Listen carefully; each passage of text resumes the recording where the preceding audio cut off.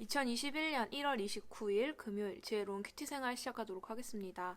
오늘 말씀은 요한복음 5장 1절에서 16절 말씀이고요. 고등부 운동원들은 보내드린 카톡 이미지 참고하시면서 함께 말씀 나누면 좋겠습니다. 얼마 후 유대인의 명절이 되어 예수님께서는 예루살렘으로 올라가셨습니다. 예루살렘에 있는 양의 문 근처에 기둥 5개가 있는 연못이 있었습니다. 거기에는 베데스다라고 쓰여 있었습니다. 이곳에는 병약한 사람, 앞 못 보는 사람, 걷지 못하는 사람, 다리를 저는 사람 등 많은 병자들이 누워 있었습니다. 거기에 38년 동안 병을 앓아온 한 남자가 있었습니다. 예수님께서는 그 남자가 누워있는 것을 보시고 그에게 물으셨습니다. 낫기를 원하시오? 병든 사람이 대답했습니다. 선생님, 물이 움직이기 시작할 때 제가 연못 안으로 들어갈 수 있게 도와주는 사람이 없습니다. 제가 물속으로 들어가려고 하면 다른 사람이 저보다 앞서 물속으로 들어가곤 합니다. 그때 예수님께서 말씀하셨습니다. 일어나서 당신의 침상을 들고 걸어가시오. 그 즉시 그 남자는 병이 나았습니다. 그는 그의 침상을 들고 걸어가기 시작했습니다. 그런데 그날은 안식일이었습니다. 그래서 유대인들은 병이 나은 그 남자에게 이렇게 말했습니다. 오늘은 안식일이오. 안식일에 당신이 침상을 들고 가는 것은 율법을 어기는 일이오. 그러자 그 남자가 대답했습니다. 나를 고쳐주신 분이 나에게 침상을 들고 걸어가거라 하고 말씀하셨습니다. 당신에게 침상을 들고 걸어가라고 말한 사람이 도대체 누구요? 라고 유대인들이 다시 물었습니다. 그러나 병 고침을 받은 사람은 어떤 사람이 자기를 고쳐주었는지 알 도리가 없었습니다. 왜냐하면 그곳에는 많은 사람이 있었고 예수님께서는 이미 군중 속으로 사라진 뒤였기 때문입니다. 얼마 후 예수님께서는 성전 뜰에서 그 남자를 만나 그에게 말씀하셨습니다. 보시오, 당신은 이제 다시 건강해졌으니 더 악한 일이 당신에게 닥치지 않게 다시는 죄를 짓지 마시오. 그 남자는 그 자리를 떠나 유대인들에게 가서 자신을 고쳐주신 분이 예수님이라고 말했습니다. 예수님께서 안식일에 이러한 일을 하셨기 때문에 유대인들은 예수님을 핍박하기 시작했습니다. 아멘. 어느 명절의 안식일에 예루살렘의 베데스다 연못에서 기적이 일어났습니다. 38년을 누워서 살던 한 중증 장애인이 자리를 털고 일어난 것입니다. 이런 놀라운 일을 누가 하셨을까요? 우리 예수님이 하신 일이었습니다.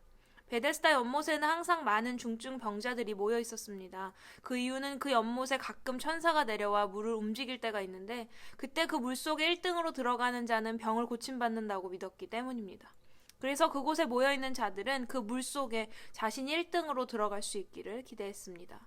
천사가 내려오기를 그 물 안에 들어가 고침을 받기를 기다리는 자들 중에는 많은 치료의 방법, 과정을 겪어보았지만 나아지지 않아서 이곳에 희망을 두는 사람도 있었을 것이고 치료를 받을 능력이나 방법이 없어 오직 그곳에만 희망을 두고 있는 사람들도 있었을 것입니다. 그들의 희망이 너무나 안쓰럽게 보입니다.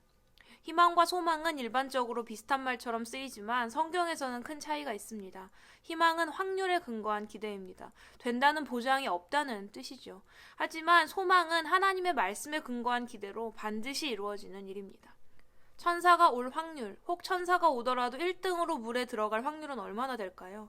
몸에 큰 이상이 없는 경증 환자가 먼저 들어가 버리지 않을까요? 설령 1등으로 들어간다 해도 정말로 병이 모두 낫는다는 보장이 있을까요? 확률은 제로일 수 있습니다. 사실상 그들은 헛된 희망에 매여 매일 절망하고 있는 것과 같았습니다. 이런 그들에게 필요한 것은 기적이 아니라 은혜였습니다. 이것을 아시는 예수님은 그들 중 한 사람에게 은혜를 베풀어 주십니다. 그의 병을 고쳐주신 것은 물론 세상의 소문을 근거로 하는 헛된 희망을 가진 삶을 하나님을 근거하는 소망을 가진 삶으로 바꾸어 주셨습니다. 오늘 본문 속에는 베데스다 연못에 모여 헛된 희망에 의지하는 병자들만큼이나 형식적이고 편협한 종교적 규칙에 매여 살아가는 안타까운 사람들이 또 등장합니다. 그들은 헛된 희망에 매여 사는 사람들보다 더 불쌍한 이들입니다. 그들은 유대인들로 한 영혼에게 임한 주님의 놀라운 은혜와 사랑에 감격하기는커녕 낡아빠진 정죄의 잣대를 가져다 대느라 정신이 없습니다. 안식일에는 아무 일도 해서는 안 된다는 율법에 매여 누가 안식일에 이런 일을 하였는가? 침상을 들고 걸어가는 것, 병을 고침받은 것, 병을 고친 것은 율법을 어긴 것이라는 것을 모르는가? 이 일을 너에게 한 사람은 누구인가? 라고 말하는 그들은 이것이 믿음이고 신앙이라고 여기면서 이야기하지만 이것은 그저 틀에 얽매여버린 하나님의 율법을 오해하고 있는 사랑을 잃어버린 종교 생활일 뿐이었습니다. 하지만 예수님은 은혜 받은 그 사람이 사랑을 잃어버린 종교인들에게 시달릴 것을 아시고 그를 다시 찾아오셔서 말씀의 은혜를 베풀어 주십니다. 내가 나았으니 더 심한 것이 생기지 않게 다시는 죄를 범하지 말라. 예수님이 말씀하시는 더 심한 것이란 앞으로 다가올 죄로 인한 심판을 말합니다. 심판에 이르지 않도록 죄와 결별하고 내가 받은 은혜를 따라 살라고 말씀하십니다. 예수님은 처음도 마지막도 상대를 향한 관심과 배려, 사랑이 담긴 모습을 보여주십니다. 오늘 우리들도 예수님께 은혜를 받은 그 한 사람입니다. 예수님은 세상에 근거한 희망에서 하나님을 근거로 하는 소망으로 우리의 삶을 바꾸시고 우리를 구원하셨습니다. 하지만 나의 모습은 여전히 세상의 편에 서서 삶을 바라보고 헛된 희망을 꿈꾸며 살아가고 있지는 않은가요? 우리의 계획과 뜻을 하나님을 근거로 하는 소망에 둘 때 우리의 삶은 하나님의 계획하심과 인도하심을 따라 매 순간 주님의 도우심을 경험하며 힘있게 세상 속에서 살아갈 수 있을 것입니다. 또한 우리의 삶은 하나님의 뜻인 하나님 사랑과 이웃 사랑을 온전히 감당하는 배려와 사랑이 넘치는 삶이 될 수 있을 것입니다. 그런 우리의 삶을 통해 헛된 희망에 매여 사는 인생들에게 오직 예수님만이 참 소망임을 전하며 하나님께 영광 돌려드리는 우리 고등부 운동원들이 되기를 소망합니다.